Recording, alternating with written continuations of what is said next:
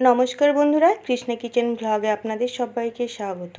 আজকে বানাবো নিরামিষ বিরিয়ানি খুব সহজেই, সাথে থাকবে বিরিয়ানি মশলা তৈরির পদ্ধতি। তাহলে বন্ধুরা, খুব সহজেই আমি কিভাবে এই বিরিয়ানি তৈরি করছি সেই ভিডিও শেয়ার করছি। তো এখানে একটা প্লেট আমি গোটা মশলা নিয়ে নিয়েছি সমস্ত রকম। এখানে প্রথমে আমি কড়াইয়ে দিয়ে দিচ্ছি দুটো শুকনো লঙ্কা, বড় এলাচ, ছোট এলাচ, জায়ফল, দারচিনি। এই গোটা মশলাগুলো প্রথমে একটু নেড়ে নেব, যেহেতু এই মশলাগুলো অনেকটাই শক্ত আছে। পরে আমি বাকি যে মশলাগুলো আছে সেগুলো আমি দিয়ে দিলাম, সাজিরে, চামরিচ, গোলমরিচ, জয়িত্রী। এবার এগুলো একসঙ্গে নেড়ে আমি নামিয়ে গুঁড়ো করে নেব। ততক্ষণ ঠান্ডা হতে থাক। আর অন্য একটা বাটিতে দেখুন আমি নিয়েছি বাসমতি চাল 1 বাটি 300 গ্রাম। চাল ভালো করে ধুয়ে নেব।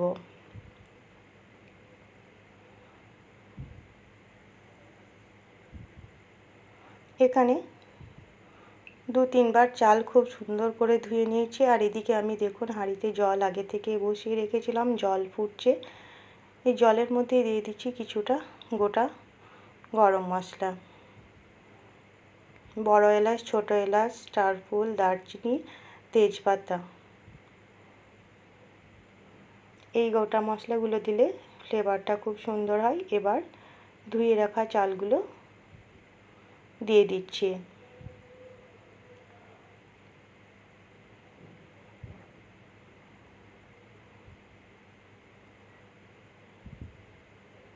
সমস্ত চাল দিয়ে দেওয়ার পর একটু নেড়ে দিলাম।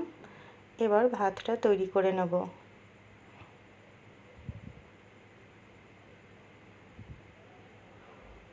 আর এদিকে দেখুন আমি মিক্সি জারে মশলাটা গুঁড়ো করে নিয়েছি। ভাত কিছুক্ষণ পর দেখুন দেখাচ্ছি, ভাত কিন্তু 80% হয়ে গেছে। তো এখানে ভাত আপনারা কম বেশি সকলেই জানেন, সম্পূর্ণ সেদ্ধ করলে হবে না। তো 80% আমি সেদ্ধ করে ফ্যান ঝরিয়ে নিলাম একটা স্ট্রেনারে। আবার কড়াই বসিয়ে কড়াই দিয়ে দিচ্ছি সরিষার তেল।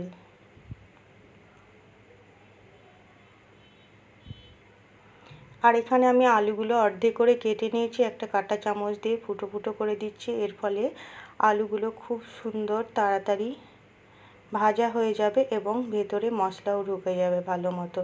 তো এখানে আমি 3টে আলু নিয়েছি, 6 পিস করে নিয়েছি। আপনারা নিজের পছন্দ মতো কম বেশি আলু নেবেন। দিয়ে দিলাম 1/2 চামচ লবণ ছোট চামচের, আর সামান্য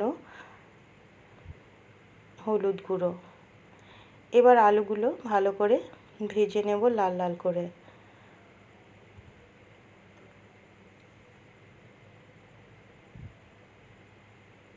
আলুগুলো দেখুন খুব সুন্দর ভাজা হয়ে গেছে। কিছুক্ষণ পর আমি তুলে নিলাম।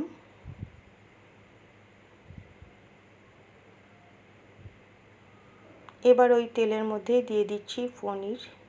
এখানে আমি 200 গ্রাম পনির একটু বড় সাইজ করে কেটে নিয়েছি। পনিরগুলো ভেজে নেব।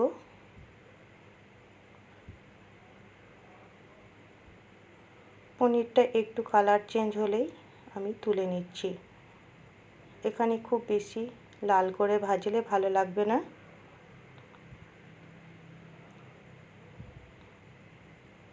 দিয়ে দিলাম কেটে রাখা আগে থেকে গাজরগুলো ভালো করে ভেজে নেব একইভাবে।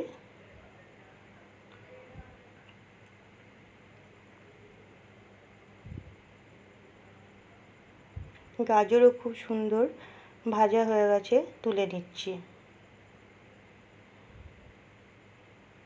আজকের এই রেসিপিতে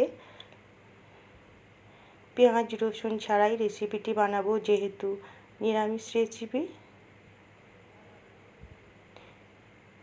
ওই তেলের মধ্যেই দিয়ে দিলাম কিছুটা গোটা গরম মশলা, আর 1 চামচ ঘি দিয়ে দিলাম আগে থেকে বেটে রাখা আদা আর কাঁচা লঙ্কার পেস্ট। এবার একটু মশলাটা কষিয়ে নেব যাতে লঙ্কা আর আদার কাঁচা গন্ধ না থাকে।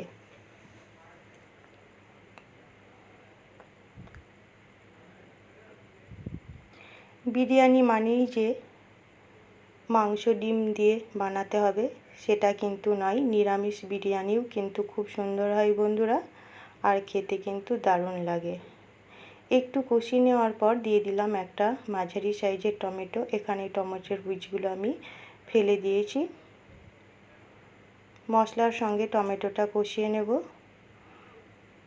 সামান্য পরিমাণ লবণ দিয়ে দিলাম, এর ফলে টমেটোটা খুব সুন্দর তাড়াতাড়ি কষানো হয়ে যাবে। দিয়ে দিলাম সামান্য জল যাতে মশলাটা ধরে না যায়।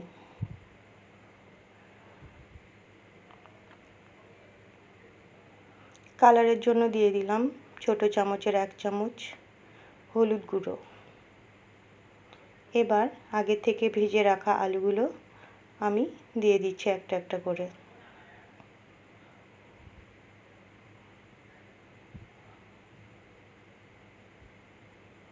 আলুগুলো দিয়ে একটু নেড়ে চেড়ে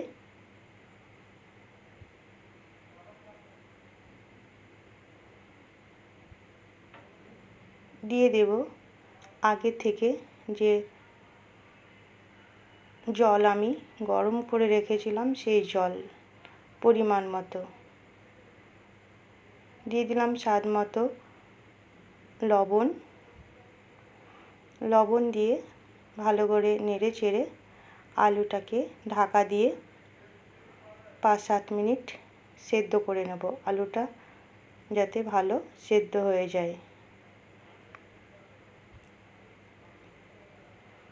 তো 5-7 মিনিট পর ফিরে আসলাম।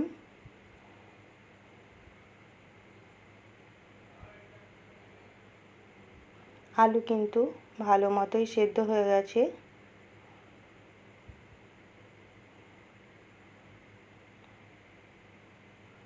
দিয়ে দিলাম আগে থেকে ভেজে রাখা গাজর আর পনির।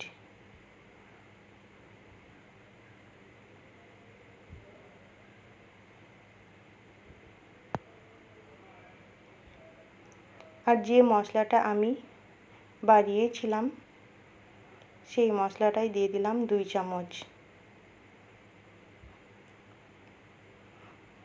1 চামচ কেওড়া জল, 1 চামচ গোলাপ জল আর খুব সামান্য মিঠা আতর দিয়ে দিলাম। এবার ভালো করে নেড়ে চেড়ে আরও 2 মিনিট মতো রান্না করে নেব।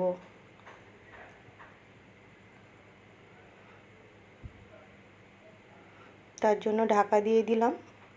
আর এদিকে দুধে আমি দিয়ে দিলাম কিছুটা পরিমাণ কেশর। এতে কালার ও ফ্লেভার দুটোই ভালো লাগবে এই রেসিপিতে। তো খুব সুন্দর মতো সবজিটা রান্না হয়ে গেছে। এবার আমি সবজিগুলো অন্য একটা পাত্রে একটা চামচের সাহায্যে তুলে নিচ্ছি।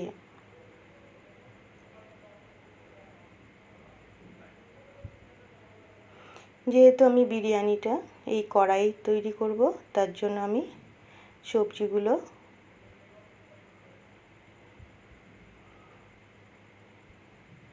তুলে নিলাম। এবার কড়াইয়ের মধ্যেই আমি ভাত দিয়ে দেব, আর এই ঝোলটা কিন্তু কড়াইয়ে থেকে যাবে। বিরিয়ানি তৈরি করার আগে যদি এই ঝোলটা দেওয়া থাকে, আর ঘি তো দেওয়াই আছে, তাতে কিন্তু তলাতে ধরে যাবে না। এবার ভাতগুলো আমি দিয়ে দিচ্ছি। আপনারা চাইলে নিজের পছন্দ মতো পাত্রে তৈরি করে নিতে পারেন।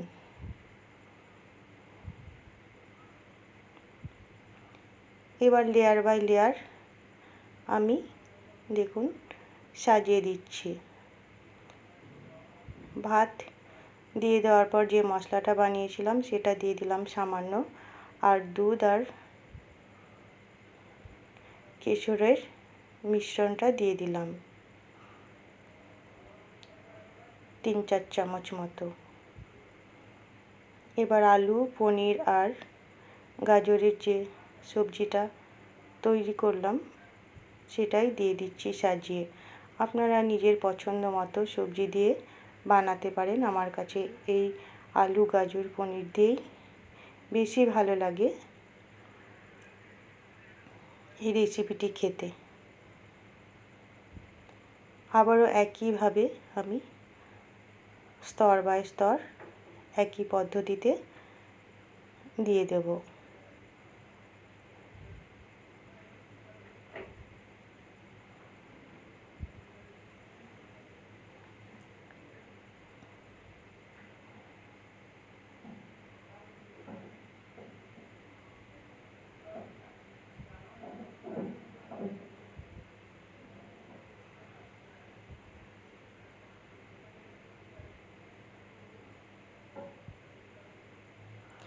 এই রেসিপিটি নিরামিষ হলেও খেতে কিন্তু দারুণ লাগে খেতে।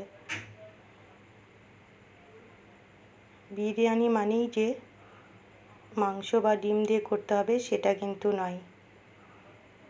একইভাবে সাজিয়ে দিয়ে আবারও শেষে দিয়ে দিলাম জাফরানের জল আর জাফরান মিশ্রিত দুধ আর বড় চামচের 1 চামচ ঘি।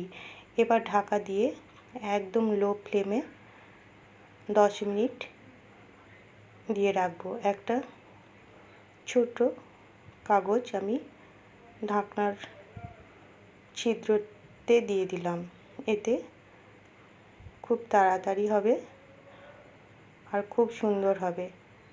তো 10 মিনিট পর ঢাকা খুলে দেখাচ্ছি, দেখুন বিরিয়ানিটা খুব সুন্দর তৈরি হয়ে গেছে, কত সুন্দর ঝরঝরে হয়ে গেছে। তো ঢাকা দিয়ে আমি আরও কিছুক্ষণ দমে রেখে দেব। এবার নামিয়ে আমি সার্ভ করে দিচ্ছি। দেখুন কত সুন্দর হয়েছে এই নিরামিষ বিরিয়ানিটি। আপনারা অবশ্যই একবার এইভাবে বানিয়ে খাবেন, দেখবেন খুবই ভালো লাগবে। আমার চ্যানেলে নতুন বন্ধু হয়ে থাকলে চ্যানেলটিকে সাবস্ক্রাইব করে পাশে থাকবেন, আর রেসিপিটি ভালো লাগলে লাইক, শেয়ার, কমেন্ট করবেন। সম্পূর্ণ ভিডিওটি দেখার জন্য অসংখ্য ধন্যবাদ। আবারও চলে আসবো নতুন কোনো রেসিপি নিয়ে। ভালো থাকবেন।